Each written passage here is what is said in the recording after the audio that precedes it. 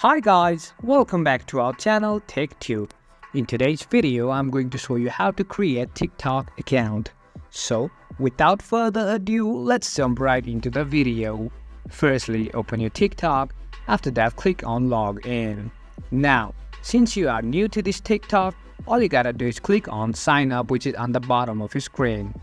Now, as you can see, you can sign up with your phone or email, with your Facebook, Apple account or Google account. Just pick one and click here and enter the credentials. After entering all the credentials and clicking continue, you can sign into your TikTok account.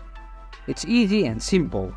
That's it for today guys. If you find this video helpful, then don't forget to give thumbs up, comments and feedbacks will be appreciated. Subscribe to our channel and don't forget to hit the bell icon so that I can come up with new videos like this. Until then, have a great time and thank you for watching.